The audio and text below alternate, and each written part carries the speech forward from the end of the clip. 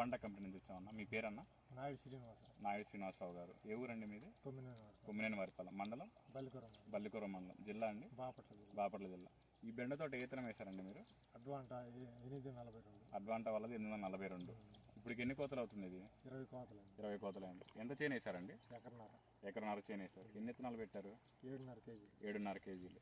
ఇప్పుడు మీ కోతకు దిగుబడి ఎట్లా వస్తుందండి? 7 కోతల నుంచి 7 క్వింటాలు 8 క్వింటాలు. 8 కోతల నుంచి మీకు 8 క్వింటాల కాడికి దిగుబడి వస్తుంది. హైయెస్ట్ ఎంత దిగిందండి? 8.5 క్వింటా. ఎకరన్నర చేనుకి 8.5 క్వింటా దిగింది. మీకు మార్కెట్ ఎట్లా పోతుంది కాయ? మార్కెట్ మామూలుగా అదర్ వాటి మీద కూడా ఒక 30 రూపాయలు పెంచేపోతుంది. 10 కేజీలకి 30 రూపాయల కాడికి, అంటే కేజీకి 3 రూపాయల కాడికి ఎక్కువ పెట్టి తీసుకుంటున్నారు. మీకు కాయ తెగటం కానీ ఇప్పుడు కూలోళ్ళు ఎట్లా చెప్తున్నారు? కూలోళ్ళు మనిషి తక్కువే పడుతున్నారు. కూలోళ్ళు కూడా తక్కువ పెడతాం. కాయ తెంపుకోవడానికి బాగానే ఉంది. మార్కెట్ రూపాయలు ఇట్లా ఎక్కువ పెట్టి తీసుకుంటున్నారు మిగతా వాటి రకాల కంటే.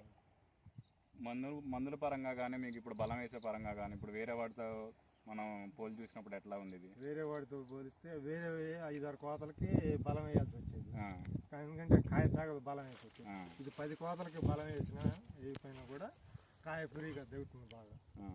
మీకు ఇప్పుడు ఇందులో ఏమన్నా రోగాలు అన్నా కనపడుతున్నాయి? పల్లాగు తెగులు కానీ అట్లాంటి? పల్లాగు తెగులు ఏం లేదు.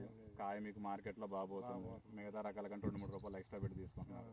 బలం వేసేది తక్కువ ఉంది, మందులు కొట్టేది కూడా తక్కువే. మీకు అన్ని విధాలా మిగతా రకాల కంటే బాగుంది.